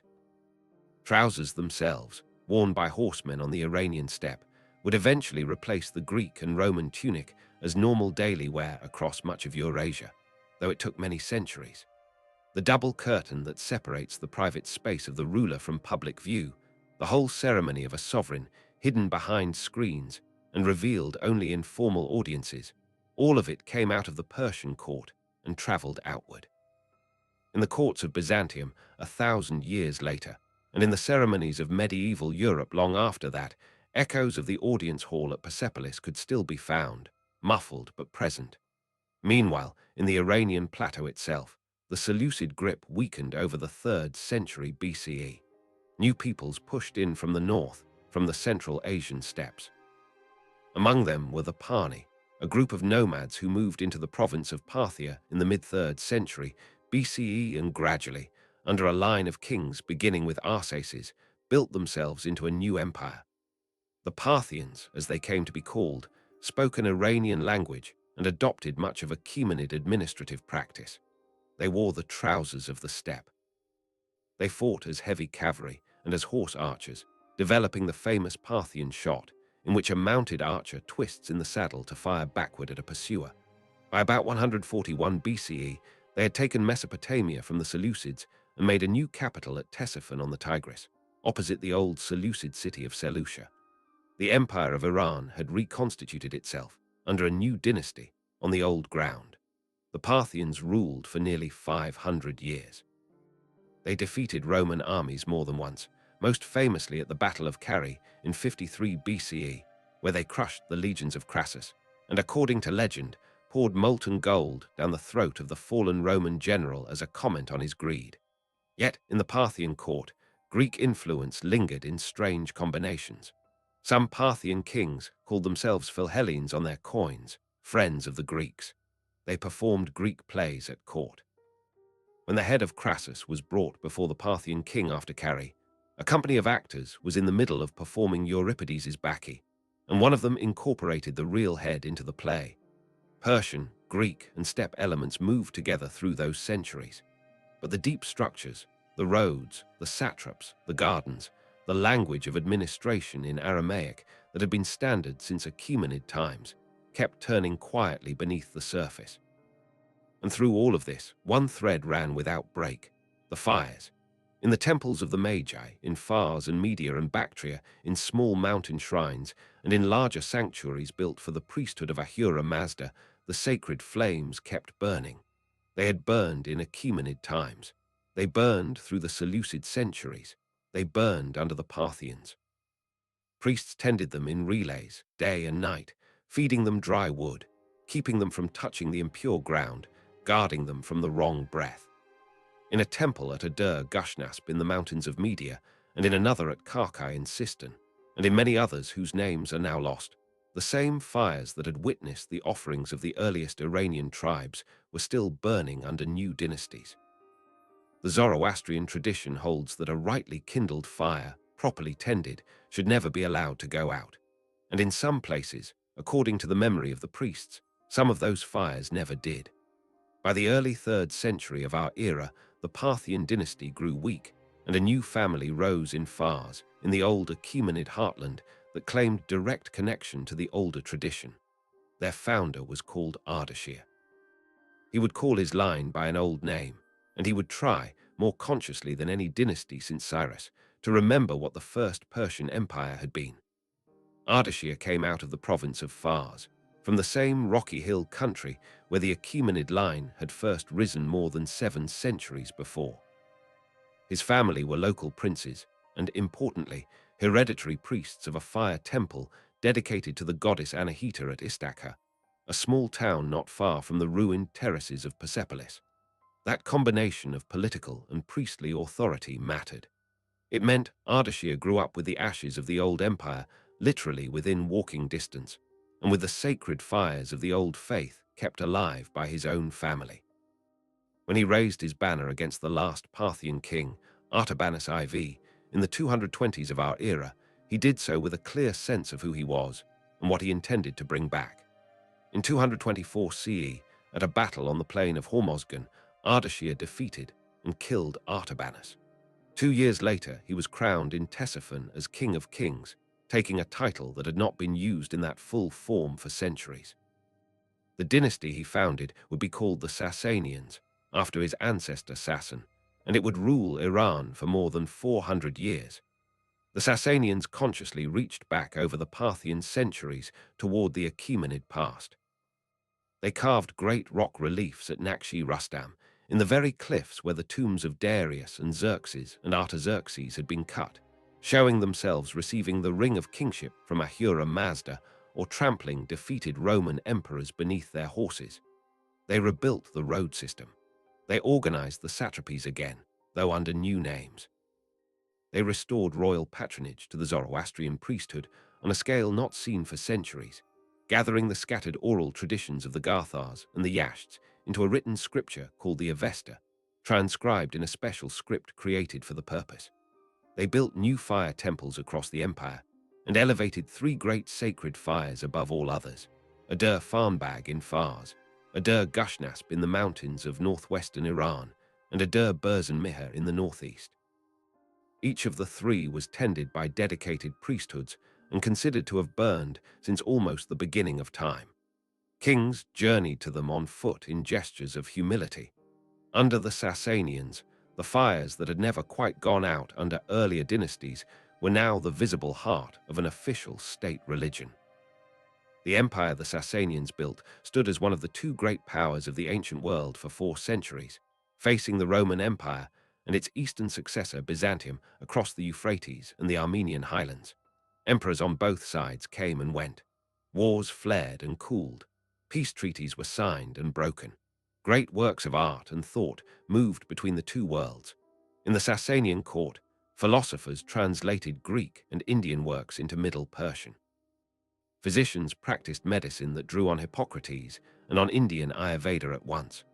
Musicians composed at the court of Khosrow II songs that survived in fragments for 1,000 years afterward. And through all of this, the walled gardens of the kings, the Paradisa, kept their old shape, their 4 channels of water dividing the space into 4 quarters, their fruit trees and cypresses and roses, their reflection pools and shaded pavilions. The classic Persian garden, as we now know it, took much of its final form under the Sasanians, and its influence would soon travel further than anyone in Ctesiphon could have imagined. In the 7th century, the storm came from a direction no one had expected.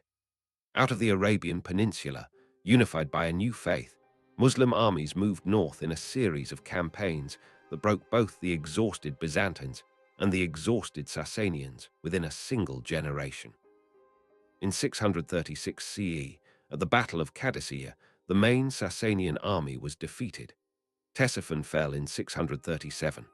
The last Sasanian king, Yazdijerd III, fled eastward across his own crumbling empire, hopping for support in the eastern provinces. He was killed in 651 near Merv, according to tradition by a miller who did not know who he was, murdered for the gold buckle on his belt. The empire of the Sasanians ended much as the empire of the Achaemenids had ended, with a king dying alone and unknown in the eastern country.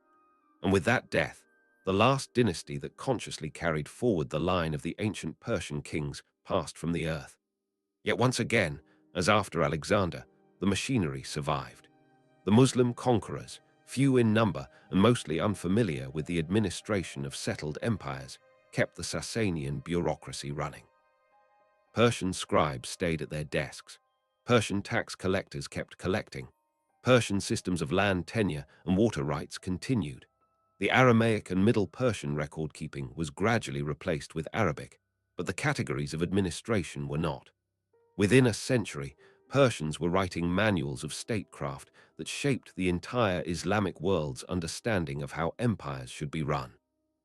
The Great Abbasid dynasty, which took power in 750 CE and founded Baghdad only a short distance from the ruins of Ctesiphon, drew heavily on Persian models. Their court ceremony, their administrative offices, their gardens, their poetry, their sense of what a proper caliph should be, all were shaped by Persian teachers. The old idea that the world was best governed by a king of kings, seated at the center of concentric circles of loyalty, was quietly grafted onto the new religion. And once again, the gardens traveled. Muslim rulers who had never seen Ctesiphon or Persepolis built paradisa all across the world. They now ruled, from the Atlantic coast of Morocco to the plains of the Indus. When the Umayyads built their palaces in Syria, they laid out gardens in the Persian pattern. When the Abbasids built Baghdad, they placed gardens with water channels at its heart. Centuries later, when the Mughal emperors ruled northern India, they built the most famous gardens in that pattern anywhere on earth, the terraced Shalimar Gardens in Kashmir and in Lahore, and around the tomb of the emperor's wife at Agra, they laid out a garden with 4 channels of water meeting at a central platform. And above that platform, they built a white marble mausoleum called the Taj Mahal. That garden, still visited today by millions of people who may never have heard the word paradisa, is a direct descendant of the walled royal parks of the Achaemenid kings more than 2,000 years earlier. Persian influence reached even further. In Muslim Spain, in the palace of the Alhambra above Granada, the courtyards of the lions and the myrtles are laid out in the same fourfold pattern, with water running in channels between them. When Christian kings later took Spain, they did not tear those gardens up. They copied them. From Spain, garden design carried into Italy, and from Italy into France, and from France into England. When Louis XIV built the immense gardens of Versailles in the late 17th century, the plan is one no gardener at Persepolis would have failed to recognize in its basic bones. Long, straight axes, water in geometric channels, tree-lined walks framing the palace at the center. The Sun King, dressing his palace in the language of a solar monarch, was building, without knowing it, a Persian garden. And meanwhile, in the country of Iran itself, and in the small community of Zoroastrian refugees who had fled to India in the 8th and 9th centuries, and settled in the region of Gujarat, where they came to be called the Parsis, the fires continued.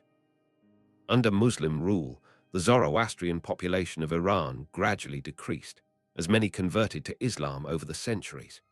Yet a core community remained, especially in the desert cities of Yazd and Kerman, tending their fire temples in quieter and less monumental forms than the Sasanians had known. In one temple in Yazd, the Atash Beram known as the Fire of Victory, the tradition holds that a sacred flame has been burning continuously for more than 1,500 years, moved from earlier temples during periods of danger, fed by priests day and night without a single interruption of the tending. In the Parsi communities of Mumbai and Advada in India, similar claims are made of certain temple fires there, some of whose flames the keepers trace back through unbroken care to fires first kindled in Iran more than 1,000 years ago. Whether every claim of unbroken burning can be documented from end to end, no historian can say. But the tradition itself, the belief that some fires have never gone out, and the priesthoods that tend them in that belief, are real. In the small, dark chamber of a fire temple, watching a flame that has been fed by hand for centuries, one can stand very close to the practical religion of the earliest Iranian tribes, still alive. There are other quieter continuities. The Persian New Year, Nowruz, the festival that falls at the spring equinox and marks the beginning of the year on the ancient Persian calendar, is still celebrated by millions of people from Iran and Afghanistan and Tajikistan and Kurdistan and Azerbaijan and beyond. On the same day, the tribute bearers on the reliefs of Persepolis were once carved marching toward the seated king. Families gather around a table with 7 symbolic items, each beginning with the same letter in Persian, and welcome the new season together. It is the same festival, at the same moment of the year, that Darius himself would have known. The word Firdaus for paradise in Arabic, and in the Quran, comes from the same Persian paradisa. The words for chess and for check and for checkmate come, through Arabic, from Persian words the game carried with it as it moved westward. The name of the peach, the fruit persica, the Persian fruit, still remembers where the tree came from. The word bazaar comes from Persian. The word caravan comes from Persian. The word tulip, through Turkish, comes from a Persian word for turban, describing the shape of the flower. The word candy, sugar, orange, lemon, jasmine, spinach, all in one way or another have Persian ancestors woven through the daily speech of countries that never think of themselves as touched by Persia at all. The empire that was defeated at Salamis and burned at Persepolis, the empire whose last king died in a wagon on a Bactrian road, and whose second last king died at the hand of an unknown miller near Merv, kept quietly winning the long, slow war of influence. The armies that broke Persia could not break its ideas. The gardens spread. The fires burned. The word for paradise carried in the mouths of pilgrims and poets across 3 continents, in a way that neither Xerxes on his throne above Salamis nor Alexander at Persepolis in the smoke could have foreseen. The shape of the world we now live in was quietly bent, again and again, by the shepherd-raised king from the mountains of Fars, and by all who followed him. The story of ancient Persia, then, is not really the story people in the West have usually been told. It is not, at its heart, the story of an Eastern shadow pressing against a small, brave Greek light and being turned back at Marathon and Salamis. That is one chapter, one narrow window of contact, told from one side of the water. The larger story, the one that lies quietly behind our own daily lives, is stranger and gentler and much longer. It is the story of a shepherd-raised boy from the mountains of Fars who chose, against every custom of his age, to spare his enemies and to let conquered peoples keep their own gods. It is the story of a son of that tradition, an organizer king, who wired an entire empire together with roads and coins and gardens, and whose relay riders inspired a line still carved above a post office in New York. It is the story of a defeated dynasty that quietly kept winning through its ideas, its administration, its language, its love of walled gardens with water flowing between the trees. It is the story of fires tended by hand for so many centuries that some of them, in Iran and in India, are said to have burned without pause from ages that no one now living can remember. Think for a moment of the small human details that come down to us from those long centuries. A Jewish family in Babylon in 538 BCE, hearing the proclamation of Cyrus, packing their few belongings into a cart, arguing softly through the night about whether to go back to a Jerusalem their grandparents had left in flames. An old Median official standing on a mountain road, watching royal couriers gallop past in relay, changing horses at a stone station, disappearing into the dust with a message for Susa. A Persian gardener at Pasargadi leaning on his hoe in the shade of a plane tree, checking the level of a small water channel, tasting a fig, walking on. A little girl of the royal house of Darius III, taken into Alexander's protection at Issus, growing up between 2 worlds, remembering her grandmother Sisygambis teaching her both Greek and Persian courtesies as if they were 2 hands of the same body. A Zoroastrian priest at Yazd, 1,000 years after Alexander, in the dim inner room of a fire temple, feeding a small carefully split piece of hardwood to a flame that his teacher had told him was older than any building around them. A Mughal architect, 4 centuries later, laying out with cords and stakes on the ground beside the Yamuna River the 4 water channels of a garden that would surround the tomb of an empress. None of these people thought of themselves as characters in the same story, yet the same current runs through all of them, quiet and continuous as the water in a Persian channel. There is something in that continuity worth sitting with tonight. Empires rise and fall. Kings are crowned and murdered. Armies march across mountains and are lost in deserts. Palaces are burned in the smoke of one wild night. The great terraces of Persepolis still bear, in their cracked stones, the marks of the fire that Alexander lit, whether in drunken revelry or in cold policy. And yet the deeper things, the shape of a garden, the tending of a flame, the idea that a ruler is stronger when the peoples beneath him are allowed to keep the shape of their own hearts, those things kept moving. They passed from Achaemenid to Seleucid, from Seleucid to Parthian, from Parthian to Sasanian, from Sasanian to Muslim Caliphate, from Caliphate to Sultanate, from Sultanate to modern nation, from language to language, from garden to garden, from fire to fire, all the way down to us. When a modern English speaker uses the word paradise, they are speaking a Persian word without knowing it. When a modern Iranian family gathers around a table at Nowruz, they are keeping a festival that predates most of the living religions of the world. When a child in India today lights a small lamp in a Parsi household, they are participating, in a small way, in something that stretches back to the hymns of Zarathustra. The old story sometimes says that empires are remembered by their defeats. Persia is remembered in the West by Salamis and by Persepolis in flames. But if you look with quieter eyes, you can see that the deeper legacy is not in the ruins, but in the living things that never ended. The gardens that spread across 3 continents, the word for paradise, the idea of a mail service that neither snow nor rain nor heat nor darkness of night can stop, the idea that a king can walk into a conquered city with green branches instead of drawn swords, the idea that captives can be sent home, not kept in chains, the fires that keep burning.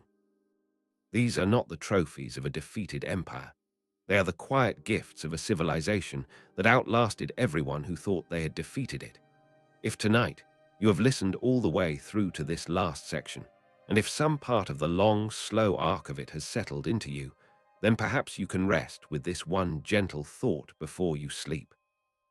Every place you have ever imagined as paradise, whether in a story you read as a child or a landscape you have seen in a photograph or a garden you have walked in with someone you love, the very word you use for that place began as the walled garden of a shepherd-raised king in the mountains of Iran, more than 2,500 years ago.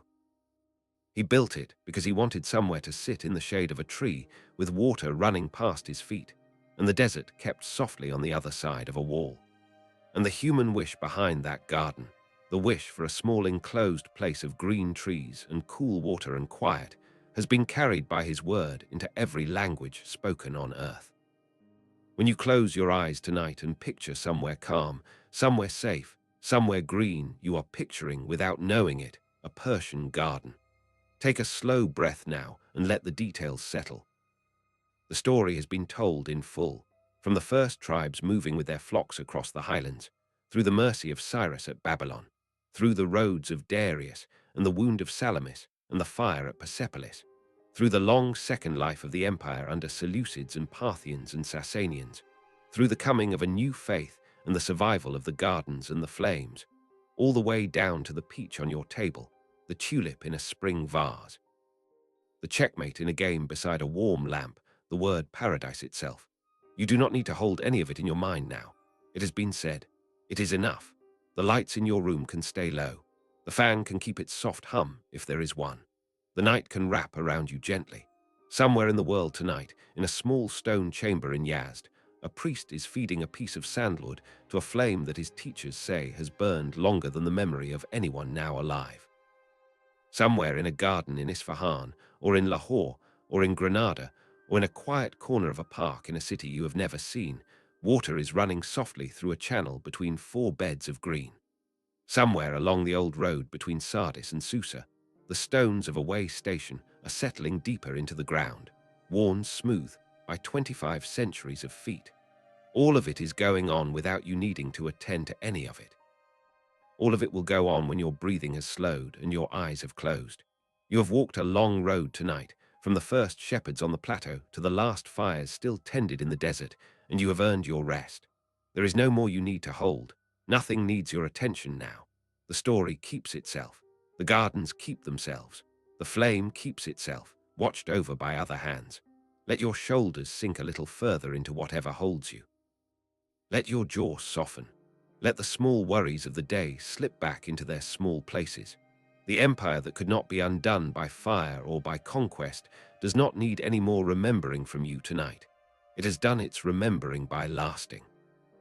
If some fragment of what you heard tonight stays with you into your dreams, perhaps it will be the image of Cyrus walking through the gates of Babylon with green branches, or the couriers galloping through the snow along a mountain road, or the garden with its 4 channels of water meeting at a still pool, or the priest in the dim chamber feeding the ancient flame. Any of those images is a good place to rest a tired mind. Any of them is old enough and quiet enough to hold you gently until morning. And in the morning, when you wake and step outside, if there is a tree, look at it a moment. If there is water anywhere near, listen to it. If there is any small green place enclosed by walls, a courtyard, a little park, a garden behind a house, notice it. That old Persian wish for a safe place of trees and water is still moving quietly through the world you live in. It has outlasted every army that came against it. It will be here tomorrow and the day after and long after any of us. For now, though, there is nothing more you need to do. The story has been told to its end. The city on the plateau, the king on the mountain, the roads and the gardens and the fires, all of it is complete. You can rest now. The night keeps its watch. The flame keeps its keeper. And the long, slow flow of time carries all of it, and you, gently onward, sleep well.